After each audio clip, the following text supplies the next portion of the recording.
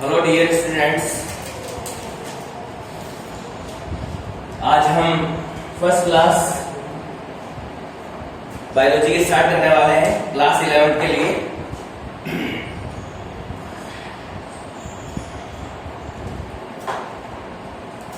आप सभी स्टूडेंट का बायोलॉजी सेगमेंट में मोस्ट वेलकम। जो भी आप में से बायोलॉजी लेने का प्लानिंग कर रहे हैं उनके लिए, या जिनके दिमाग में है कि सब्जेक्ट या कंफ्यूजन में है, तो उनके लिए ये क्लास जो है बहुत इंपॉर्टेंट है कि बायोलॉजी लूँ या मैथमेटिक्स लूँ या कॉमर्स लूँ, उन सब चीज़ों में जो है सारा संशय उनका जो है दूर हो जाएगा। उसके बारे में अपन बात करें।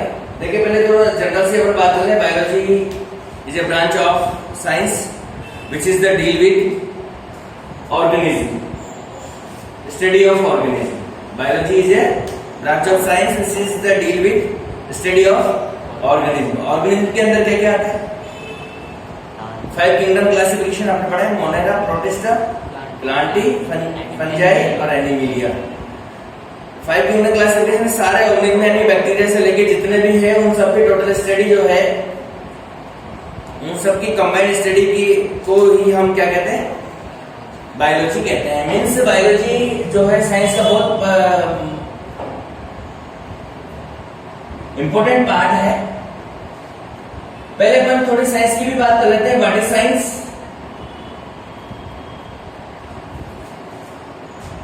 What is science?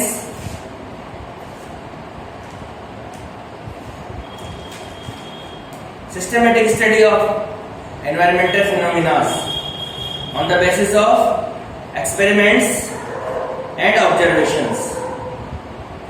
Systematic study जो एटमॉस्फेयर के अंदर जो भी चीजें होती है उन सबकी सिस्टमेटिक स्टडी जो है उसको ही उस सिस्टमेटिक स्टडी करना, और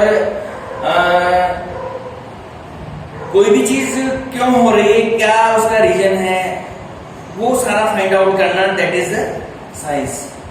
ठीक है। जैसे बारिश कैसे हो रही है, पहले दादी से पूछो कि बारिश कैसे हो रही है, तो दादी क्या बताएगी? इंद्रदेव बारिश करवा रहे हैं। But that is not logical. कोई लॉजिक नहीं है इसके अंदर। वो लॉजिक ढूंढना ही साइंस है कि बारिश वास्तव में कैसे हो रही है, क्या रीजन है बारिश होने का, ये बारिश बादल कहाँ से आ गए, कहाँ थे पहले कहाँ छुपे हुए थे, कहाँ से आ गए, वो कैसे, तो पूरा का पूरा सिस्टम ढूंढना कि बारिश कैसे हो रही है, या और भी जो फिनोमिना जो कैसे हो रहे हैं, तो उन सबको फाइंड आउट करना सिस्टमैटिक स्टडी के द्वारा, तो उसी को अपन साइंस कहते हैं।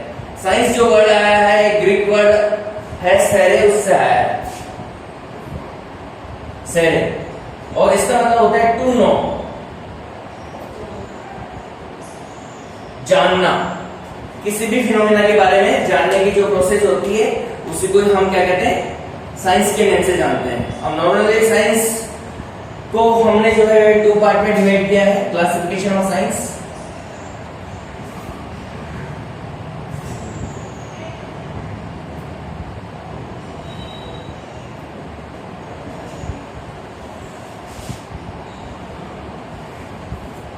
फिजिकल साइंस और बायोलॉजिकल साइंस।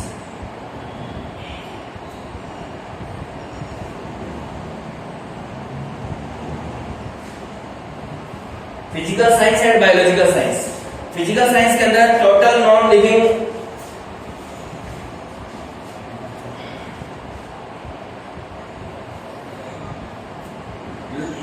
फिनोमिना जितने भी होते हैं उन सबकी स्टडी जो है वो फिजिकल साइंस के अंदर की जाती है। और बायोलॉजिकल साइंस के अंदर लिविंग ऑर्गेनिज्म जो जितने भी होते हैं उनके बारे में टोटल स्टडी जो की जाती है वो बायोलॉजिकल साइंस के फॉर्म में की जाती है। और इसको लाइफ साइंस के नाम से भी हम जानते हैं। किस नाम से जानते हैं? Life science. फिजिकल साइंस के अंदर क्या क्या आता है? फिजिक्स आती है। What is physics? केमिस्ट्री आती है। Study of natural phenomena and forces is known as physics. Chemical composition of nature is known as chemistry. Geology study of geographical structures, study of geographical structures for example rivers and mountains, and last आता है इसमें astronomy.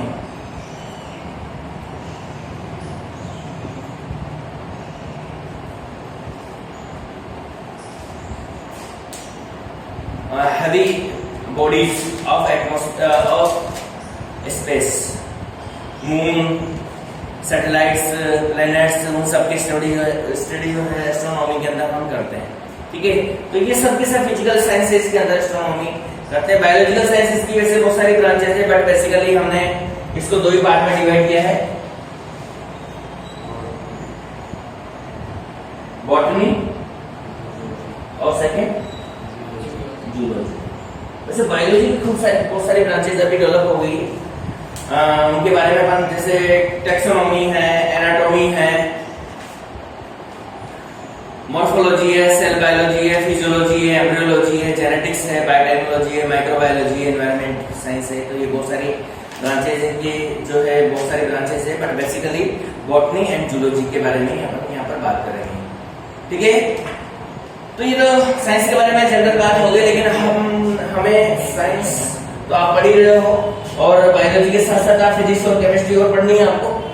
जब biology आप लोगे तो उसमें physics और chemistry तो आपको पढ़नी है, ये दोनों सब्जेक्ट आपको नहीं पढ़ने हैं. ठीक है, अब अपन आते हैं biology.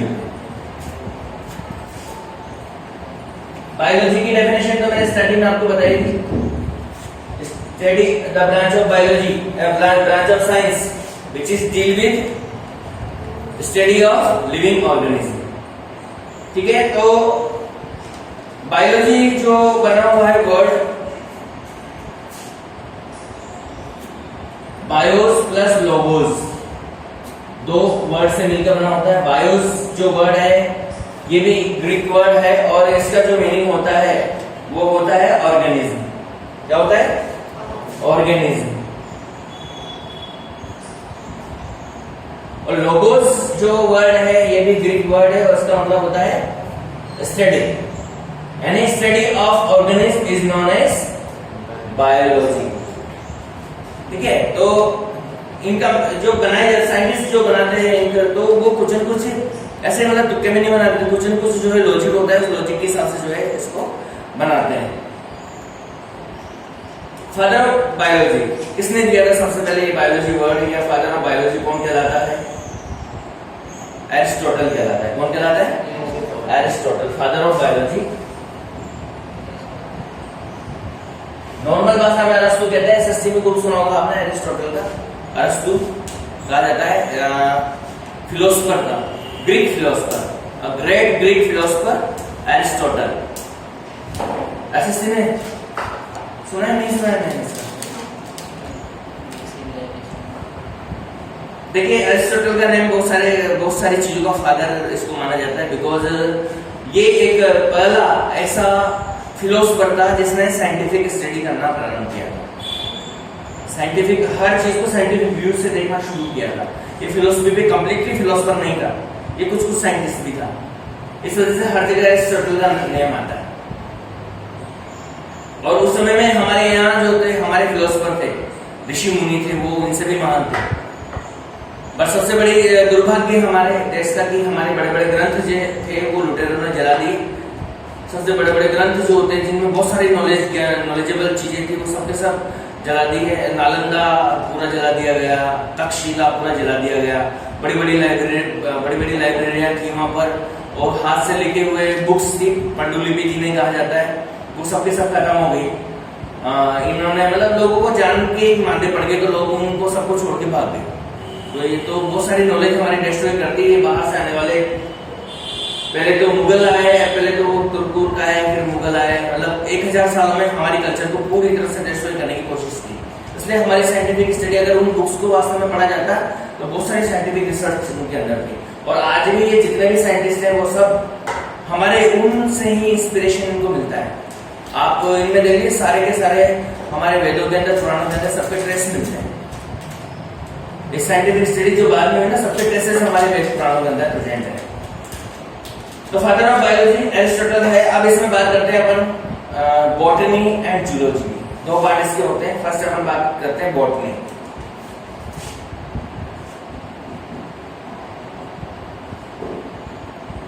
Botany the branch of biology which is deal with the study of plants. Plant की स्टडी से रिलेटेड जो होते हैं उसको हम बायोलॉजी के बॉटनी के नाम से जानते हैं। ये जो है ग्रीक वर्ड से बॉटनी की जो है ग्रीक वर्ड से है। ग्रीक वर्ड कौन सा है? बोटेन। बोटेन वर्ड से है और बोटेन का मतलब होता है ग्रीन प्लांट। क्या होता है? Green plant. तो स्टडी ग्रीन प्लांट की स्टडी को ही हम बॉटनी के नाम से जानते हैं। और फादर ऑफ बॉटनी थियोफ्रस्टस थे। कौन थे? थियोफ्रस्टस।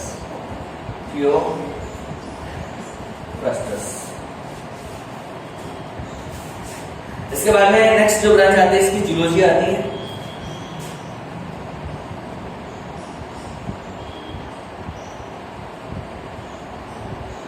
ये भी दो वर्ड से बना हुआ है, जून प्लस लोगोस। जून जो वर्ड होता है इसका मीनिंग क्या होता है? एनिमल। ये भी ग्रीक वर्ड है और इसका मीनिंग क्या होता है? एनिमल। और लोगोस का मतलब आपको पता है स्टडी। और इसका फादर ऑफ जूलॉजी भी एरिस्टोटल ही है।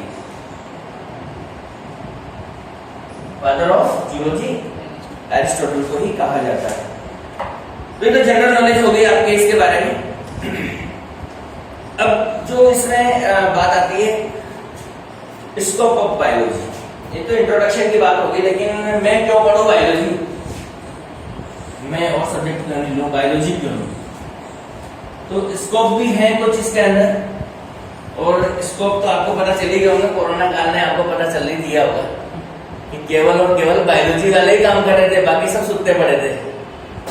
तो बेरोजगार बायोलॉजी वाला कोई बेरोजगार नहीं हो सकता। और काम कौन आया?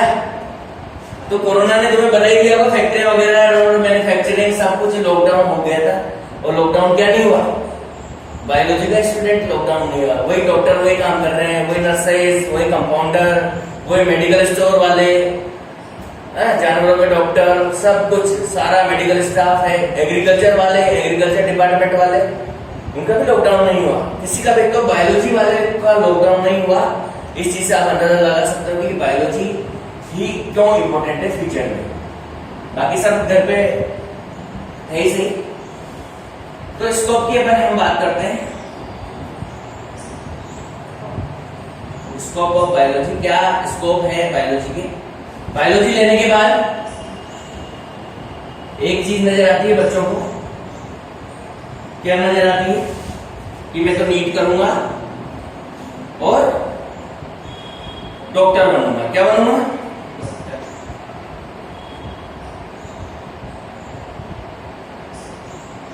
ठीक है। एक तो ये सबसे सिंपल सा ऑप्शन है जो सबको नजर आता है कि नीट करना है और नीट के बाद में क्या करना है? डॉक्टर बनना है। ठीक है, सबको पता है कि बायोलॉजी में डॉक्टर के अलावा कुछ बन नहीं सकते। कुछ देख रहे कि डॉक्टर की सीटें कम होती है, अब क्या बनेगा फिर? तो मैं ये नीट से डॉक्टर बनने के अलावा पूरा मेडिकल डिपार्टमेंट है। मेडिकल डिपार्टमेंट जो है पूरे देश का, पूरे वर्ल्ड का, उसके अंदर पूरे मेडिकल डिपार्टमेंट के अंदर बायोलॉजी के स्टूडेंट ही होते हैं, जिसमें पूरा डॉक्टर,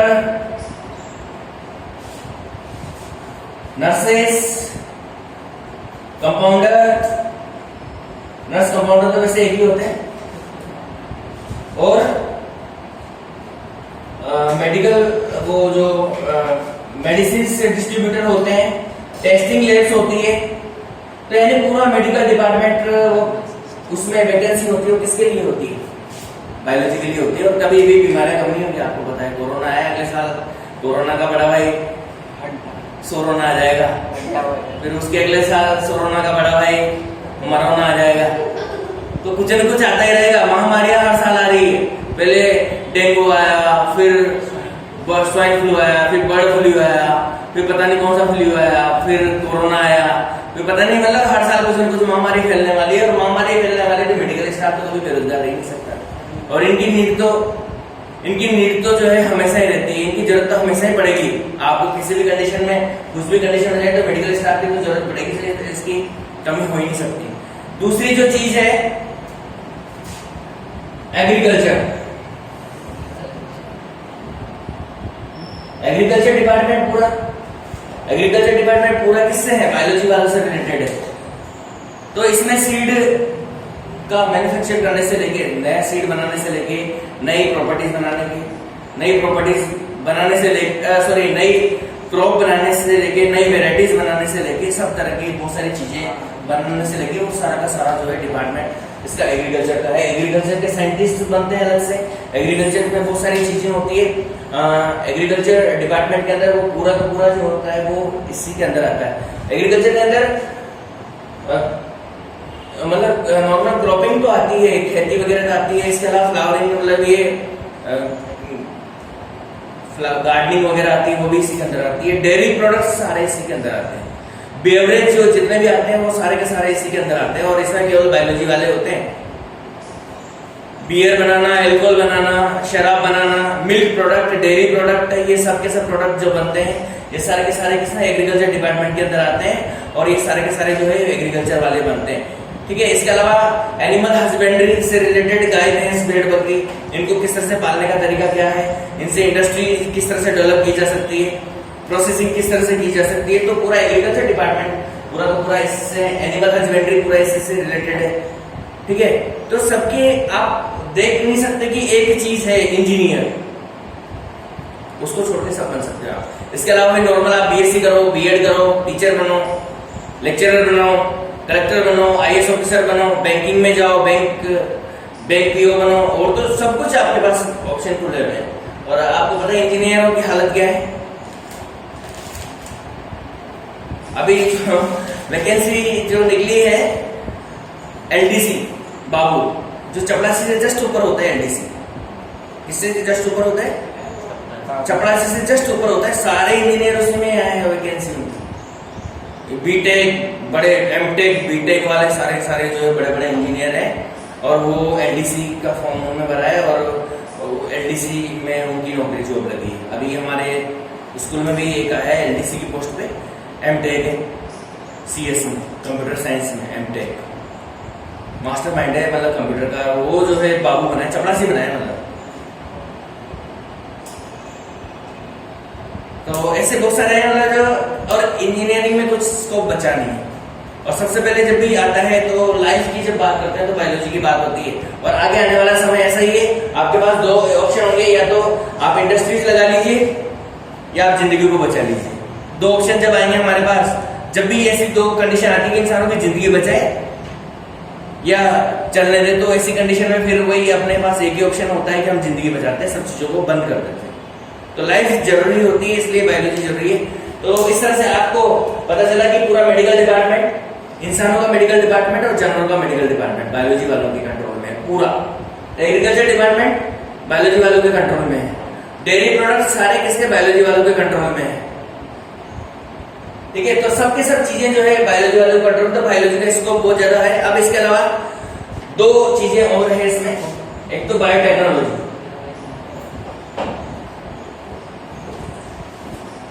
और दो ये माइक्रोबायोलॉजी। दो चीजें और, दो बड़ी ब्रांचेस निकल के आई है अभी।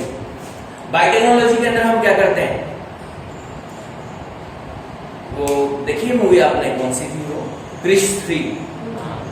क्रिश 3 में एक लंबी जीप वाला होता था, और एक कलर बदलने वाली वो लेडी होती थी, मतलब ऐसे स्टूम पर कैसे बदलते थे पता है आपको?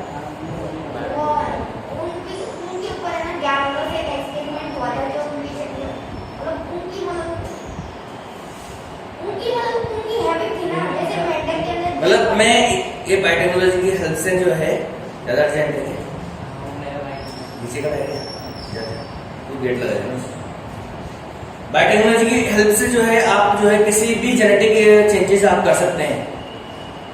मैं आपके पंख लगा दूं, जो बर्ड के अंदर से जीन निकाल के इंसान के अंदर डाल दूं, या प्लांट में से फोटोसिंथेसिस करने वाला जीन निकाल के और आपके अंदर डाल दूं तो फिर आप क्या करने लग जाएं, फोटोसिंथेसिस करने लग जाए, आपको खाना खाने की जरूरत नहीं है।